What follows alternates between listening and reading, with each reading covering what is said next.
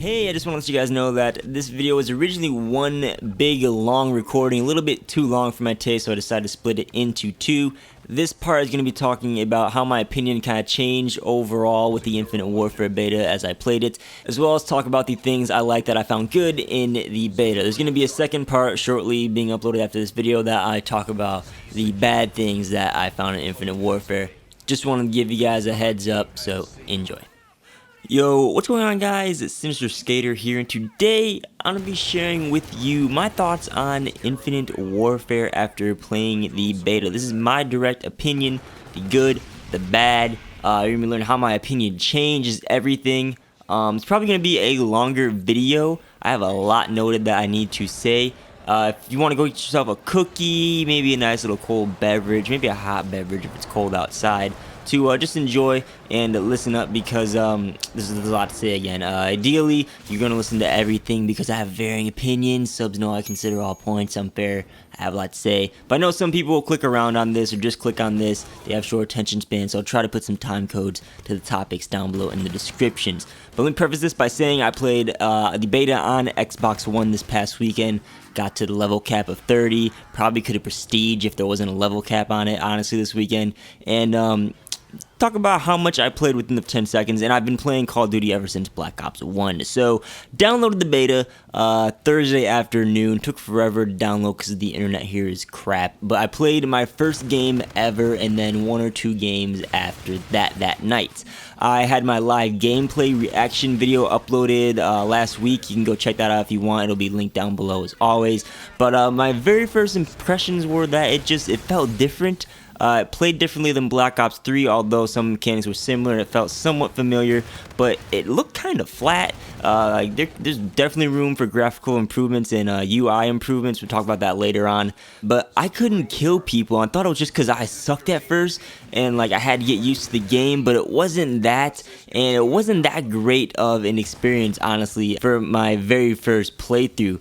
Advanced Warfare is my least favorite Call of Duty to date. I played every other Call of Duty actively, at least up until late summer, except for Advanced Warfare. I stopped playing Advanced Warfare around Christmas time, holiday time, when it came out. And I was just getting some Advanced Warfare bad flashback feels when playing the Infinite Warfare beta the very first time. And that lasted through those 3 games that I played that night, and I was like, oh no, this isn't good. Then I hopped off and played some Destiny.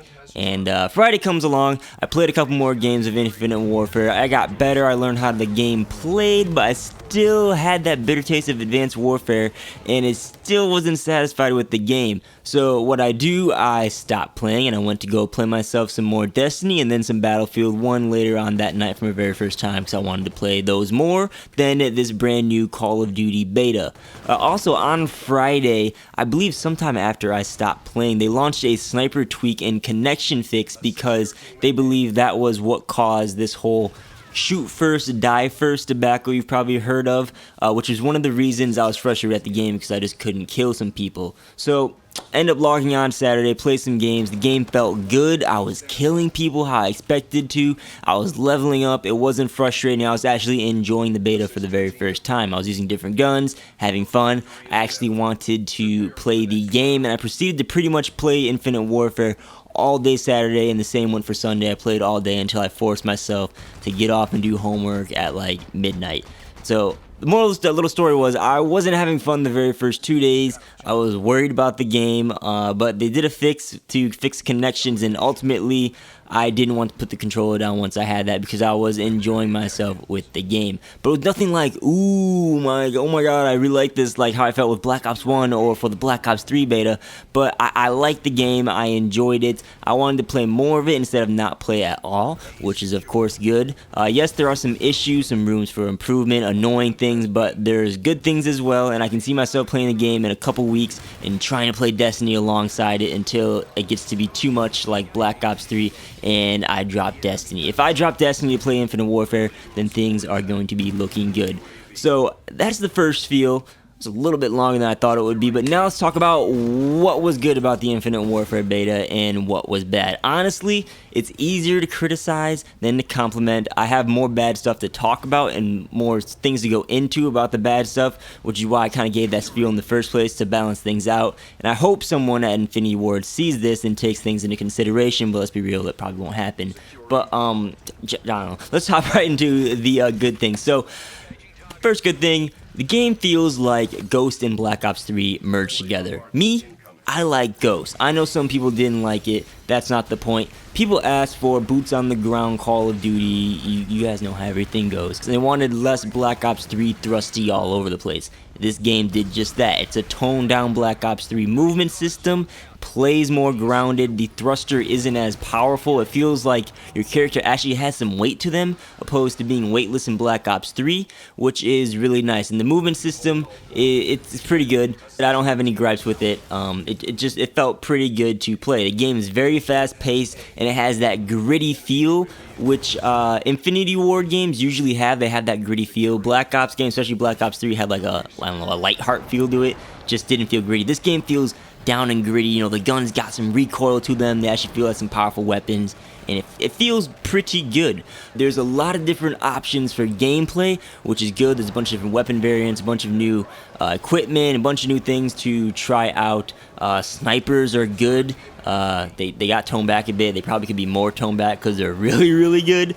But, I want to see snipers be viable. They got attachment for snipers. Again, there's like a bunch of different options to use, and that's something that I really like. Combat rigs, they have some cool abilities. Again, just expanding on the options. There's a bunch of new game modes, which I love. There's like at least 5+ different game modes, probably more that are going to be added, which I did back, I don't know, sometime in like May or something, where I put what I would like to see in Infinite Warfare, and on that it was 5 things, and on that list I know for sure I want to see just like an overhaul of all the game modes. I'm sick of playing Hardpoint and Domination, all this crap over and over again. I want to see some brand new stuff, and Infinite Warfare is doing just that, so I'm really excited about that. There's also useful, unique perks that get right to the point. Dexterity, aka Fast Hands, is back, which hasn't been in Call of Duty since, I don't even know. Actually, I'm guessing Ghost. I think Ghost is the last time they had it. So yeah, it's been a while. Glad to see that back.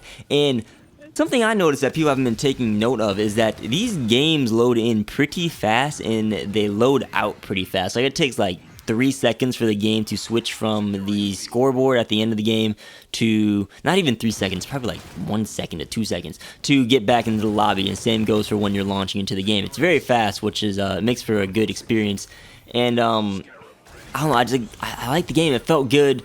As to emphasize, I don't really know like what else to talk about that I like, because pretty much everything that I'm not about to talk about that's bad is something that I like. But those are just things that I'm pointing out. Oh, I had to come back and say this. They added motion blur into this game, and I actually am really fond of the motion blur. Blur my words together. The motion blur just lets me focus on where I'm going easier, and I like it. At first I was put off by it, but I ended up liking that. So let's continue on. So the bad things of Infinite Warfare. This is probably what everybody skipped to because everybody's the bad.